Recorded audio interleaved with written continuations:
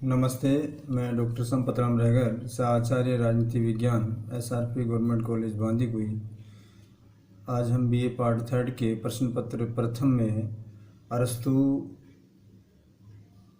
राज्य का स्वरूप और उसकी विशेषताएं क्या हैं, अरस्तु के अनुसार राज्य का स्वरूप कैसा है और क्या विशेषताएं हो सकती हैं, बताई गई हैं। अरस्तु ने राज्य को एक स्वाभाविक प्राकृतिक समुदाय माना है। अगर इसकी मौलिक विशेषताओं की चर्चा करें तो मौलिक विशेषताओं में मुख्य रूप से ये पाया गया है कि राज्य एक प्राकृतिक संस्था है। प्लेटो और अरस्तु से पहले सोफिस्टिस्ट ये मानते थे कि राज्य मनुष्य द्वारा बनाया गया एक कृत्रिम यानी एक आर्टिफिशियल समुदाय है उसे, जबकि अरस्तु ने ऐसा नहीं माना है, प्लेटो और अरस्तु ने ऐसा नहीं माना है, उन्होंने इसको प्राकृतिक संस्था माना है। उसे मनुष्य ने आपस में समझौता यानी कॉन्ट्रैक्ट करके बनाया है, ऐसा उनका मानना था। सोफिस्टिस्ट ऐसा मानते थे। इस सिद्धांत के अनुसार राज्य के कानूनों का पालन करने के लिए मनुष्य के पास कोई स्वाभाविक आधार नहीं रहता है, और क्योंकि मनुष्य इसका पालन केवल दंड के भय से या पुरस्कार की आस्था से करता है, किंतु मनुष्य बुद्धिमानी प्राणी है। वह न केवल उन्हीं नियमों का पालन पूरी तरह कर सकता है जो उसे बुद्धि संगत प्रतीत होते हैं। इसके साथ ही वह यह केवल उन्हीं कार्यों और नियमों के लिए संभव है जिन्हें उनकी बुद्धि उसके लिए हितकारी समझे। वस्तुतः यानी लास्ट में प्रबल नैतिक शक्ति ही उसे कानूनों का पालन कराने के लिए बाध्य कर सकती है। अरस्तु ने राज्य को प्राकृतिक मानते हुए उसको वह नैतिक शक्ति प्रदान की है जिससे नागरिक उसके कानूनों का पालन करें। अरस्तु का यह मानना है कि विवेकशील मनुष्य बुद्धि द्वारा अपने हित की वृद्धि करना अपना नैतिक दायित्व समझता है। तो इसके कई, यानी कि ये प्राकृतिक संस्था है, राज्य एक प्राकृतिक संस्था है, इसको प्राकृतिक मानते हुए अरस्तु ने कई कारणों का जिक्र किया। उन कारणों में सबसे पहले कारण है कि उसका कुटुंब से स्नेह स्वाभाविक रूप से विकसित हुआ। यानी अरस्तु ये मानता है कि राज्य का विकास कुटुंब के वर्त रूप को माना है, वो धीरे धीरे विकसित हुआ है। दूसरा जो बेसिक कारण है वो यह है कि मनुष्य की नैसर्गिक प्रवृत्तियों का परिणाम है, अतः यह मनुष्य के विकास में सहायक है। इसके साथ ही राज्य में मनुष्य को पशुओं से पृथक करने वाली बौद्धिक और नैतिक यानी दोनों प्रकार के गुणों के विकास का अवसर मिलता है, अतः राज्य एक प्राकृतिक संस्था के रूप में अरस्तु इसको मानता है। दूसरी विशेषता यह है कि नगर राज्य का चरम एवं श्रेष्ठ नागरिक संगठन होता है। अरस्तु की दृष्टि से नगर राज्य मानव समाज का सर्वोत्तम समुदाय है, अतः राज्य को मानव के सबसे बड़े हित बौद्धिक और नैतिक विकास की सिद्धि के लिए होना चाहिए। इसके लिए उसे सर्वोत्तम समुदाय माना जाना चाहिए। राज्य को सर्वोत्तम समुदाय मानने का पहला कारण ये भी है कि सामाजिक विकास का चरम रूप है। इसके साथ ही कुटुंब से प्रारंभ होने वाली विकास नगर राज्य के रूप में परिपूर्णता को प्राप्त करता है, यानी संपूर्णता को वो पाता है, तथा इसके साथ मनुष्य की जितनी आवश्यकताएं पूरी होती हैं उतनी किसी अन्य समुदाय में नहीं होती है। यानी अरस्तु ये मानता है कि मनुष्य की जितनी भी आवश्यकताएं हैं वो केवल राज्य के अंदर ही प्राप्त हो सकती हैं, राज्य जैसे समुदाय में प्राप्त हो सकती हैं। इसके अलावा किसी दूसरे समुदाय से ये इस प्रकार की अपेक्षाएं नहीं की जा सकती है। इसके साथ ही कुटुंब तथा ग्राम केवल एक बौद्धिक आवश्यकताएं ही पूरी करते हैं, किंतु मनुष्य की सभी आध्यात्मिक और बौद्धिक आवश्यकताओं की पूर्ति के लिए नगर अथवा राज्य ही कार्य करते हैं, यानी नगर अथवा राज्य से ही परिपूर्ण होती है। तीसरी जो विशेषता है ये कि राज्य का आत्मनिर्भर होना। अरस्तु को सब वस्तुओं के विषय में आत्मनिर्भर की प्रकाशता तक पहुँचता हुआ कहता है कि आत्मनिर्भरता का अर्थ यानी उसका आशय सामान्यतः अपनी सब आवश्यकताओं को स्वयं पूरा करना होता है। कुटुंब तथा ग्राम द्वारा मनुष्य की भौतिक आवश्यकताओं की पूर्ति अधूरे रूप में होती है, पूरी नहीं होती है, आधे रूप में होती है। राज्य द्वारा न केवल इसकी पूर्ति परिपूर्ण होती है, अपितु इसके साथ साथ ही मनुष्य की उच्चतर प्रकृति की तथा बौद्धिक और नैतिक आवश्यकता ही पूरी होने लगती है। अतः राज्य में मनुष्य को किसी प्रकार का अभाव नहीं रहता है, यानी राज्य सारी की सारी आवश्यकताओं को परिपूर्ण करता है। इसके साथ ही चौथी अगर विशेषता की हम बात करें तो राज्य एकत्व और बहुत्व का रूप है, दोनों रूप राज्य में मिलते हैं। प्लेटो ने राज्य को एकत्व पर बहुत बल दिया गया है। वह समूचे राज्य को एक विशाल परिवार बनाना चाहता था, किंतु उसका जो शिष्य अरस्तु है उसने सहमत नहीं हुए और उनका कहना था कि राज्य में यदि किसी एकता की होगी तो वह राज्य ही नहीं रहेगा। वस्तुतः राज्य का स्वरूप बहुत्व में ही है, एकत्व में नहीं है। वह विभिन्न प्रकार के तत्वों से मिलकर के बनता है। यदि इसकी भिन्नता का अंत करके एकता स्थापित की जाए तो राज्य का अंत हो जाएगा, यानी राज्य का स्वरूप बिगड़ जाएगा।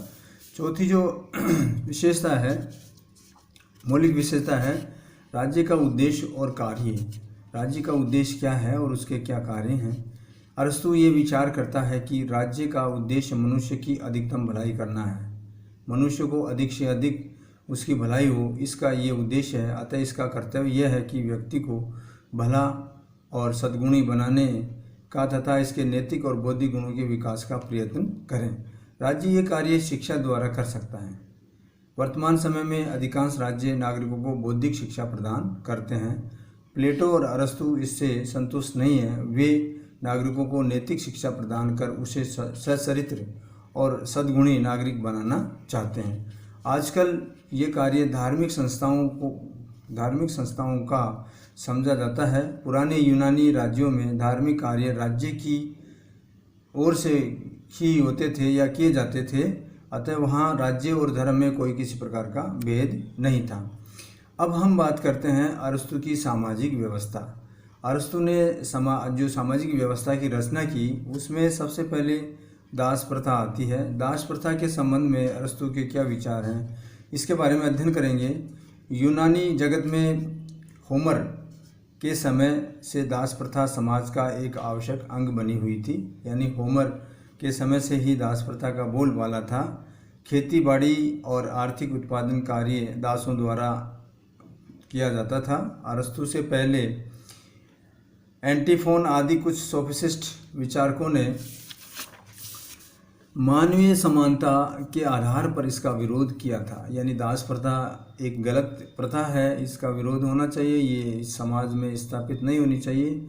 किंतु अरस्तु ने निम्नलिखित कारणों के आधार पर दास प्रथा को उचितता का समर्थन दिया। यानी अरस्तु ये कहता है कि दास प्रथा काफ़ी हद तक सही है। उसके कारण उस परिस्थिति के अनुसार बताए गए हैं। पहला कारण यह है कि यह प्रकृति की स्वाभाविक व्यवस्था है, यानी ये प्रकृति में विद्यमान रहने वाली एक स्वाभाविक व्यवस्था है और प्राकृतिक प्रथा है। इसको प्रथा के रूप में माना गया है। वो क्यों माना गया है? क्योंकि प्रकृति में ये नियम सर्वत्र दृष्टिगोचर होता है कि उत्कृष्ट प्राणी निकृष्ट प्राणी पर शासन करता है। ये एक प्राकृतिक नियम है। विषमता प्रकृति का नियम होता है।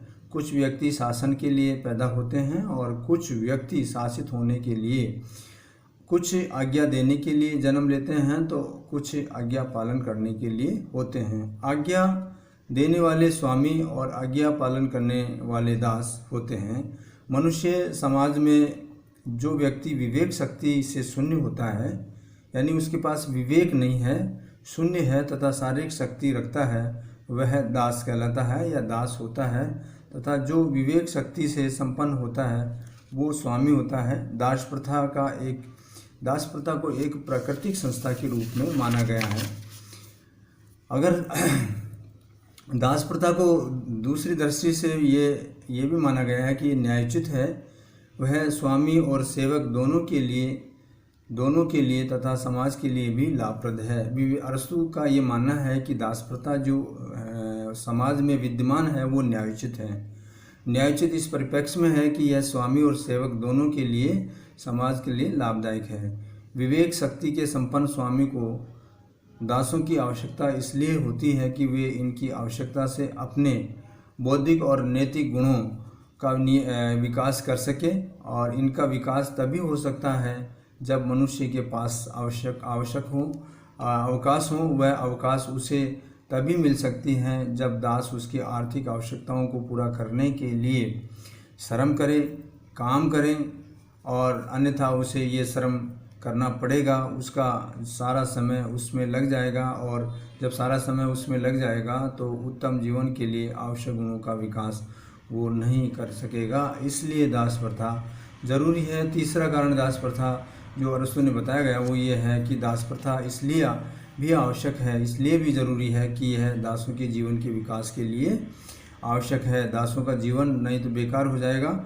और अरस्तु दासों के जीवन को विवेक शून्य प्राणी मानता है। उसकी स्थिति बच्चों की तरह है। दासों की स्थिति अरस्तु ने बच्चों की तरह बताई। यदि बच्चों को माँ बाप का संरक्षण और परीक्षण न प्राप्त होता है तो वह समुचित विकास नहीं हो सकता। यानी दासों का बच्चों की इससे तुलना की गई है कि माता पिता के साथ बच्चा रह कर के अपना जीवन में जो बहुत सारी बातें हैं वो सीखता है, उन माता पिता उन्हें सिखाता है। तो अगर दास प्रथा नहीं होगी तो वो दासों का जीवन बेकार हो जाएगा।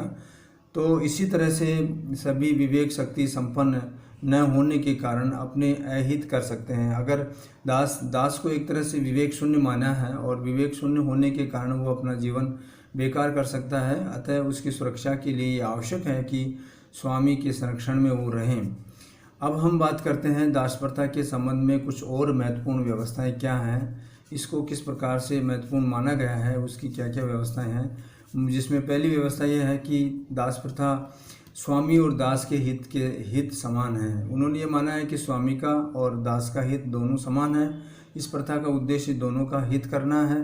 अतः स्वामी को अपने सत्ता और अधिकारों का दुरुपयोग नहीं करना चाहिए, उसे दास के साथ मित्र जैसा व्यवहार करना चाहिए। ये भी एक व्यवस्था है, महत्वपूर्ण व्यवस्था है। दूसरी जो महत्वपूर्ण व्यवस्था है वो दासों को मुक्त करने की व्यवस्था की जाए, उससे कि उसने स्वयं अपने जीवन में अनेक दासों को मुक्त किया है। अरस्तु ने भी इस प्रकार से किया है। तीसरा जो मुख्य रूप से जो व्यवस्था है वो दास प्राकृतिक गुणों के कारण होती है। इसका कोई कानूनी आधार तो है नहीं और ये जन्म मूल भी नहीं है। यानी ये नहीं कहें कि हम ये दास जन्म से पैदा होते हैं। यह आवश्यक नहीं है कि दास का बेटा दास बने। तो इस प्रकार से ये भी एक व्यवस्था की गई है। अगली जो व्यवस्था है वो यह है कि युद्ध में विजय मात्र से किसी व्यक्ति को दास नहीं बनाया जा सकता है। यानी अगर किसी युद्ध में पराजित सेना को दास बना लिया जाए तो अरस्तु ये मानता है कि ये न्यायोचित नहीं है। प्राचीन काल में युद्ध बंदियों को गुलाम बनाने की प्रथा थी। यानी जो युद्ध में हारे हुए व्यक्ति थे उनको बंदी बना करके उनको गुलाम बनाया जाता था। इस प्रकार की परंपराएं थी, व्यवस्थाएं थी। परंतु अरस्तु ने बौद्धिक दृष्टि से इस प्रथा का विरोध किया कि वो दास नहीं है। वह विजितों को दास बनाने का अधिकार देने वाली रूढ़ी को तथा इसी प्रकार से प्रचलित होने वाली कानूनी दासता की व्यवस्था का अमान्य ठहराता है। ये व्यवस्था है, ये अमान्य है, ये ठीक नहीं है। इसके साथ ही जो अलग और व्यवस्था की गई है उसमें पांचवा है, यूनानियों को दास नहीं बनाया जा सकता है। केवल असभ्य अर्थात यूनानियों से भिन्न जातियों के व्यक्तियों को दास बनाया जाता है। यानी अरस्तु का ये मानना था कि यूनान के व्यक्ति बुद्धि में परिपक्व होते हैं और जो बुद्धि में परिपक्व होते हैं यानी विवेक शून्य नहीं है वो दास के योग्य नहीं है। तो ये भी एक इस प्रकार की व्यवस्था की गई थी। विद्या और बुद्धि की दृष्टि से यूनानी अपने अन्य जातियों से उत्कृष्ट समझते थे और उत्कृष्ट गुणों वाले व्यक्तियों को अरस्तु दास होने की योग्यता नहीं मानता है कि वो दास नहीं है। अगर अब हम दास प्रथा का मूल्यांकन करें, उसके इवोल्यूशन करें तो ये पाया गया है कि अरस्तु द्वारा दास प्रथा का समर्थन बड़ा ही अस्वाभाविक प्रतीत होता है। यानी अरस्तु ने जो दास प्रथा का समर्थन किया गया है वो स्वाभाविक नहीं है, अस्वाभाविक है। यह मानवीय समानता और स्वतंत्रता के मौलिक सिद्धांतों के प्रतिकूल प्रतीत होता है। रोस के अनुसार मानव जाति को गुणों के आधार पर तथा शासन शासित के आधार पर दो वर्गों में बांटने का समर्थन नहीं किया जा सकता है कि समाज में केवल दो ही वर्ग हैं, शासित और शासक वर्ग हैं ऐसा मानना, ऐसा करना गलत है।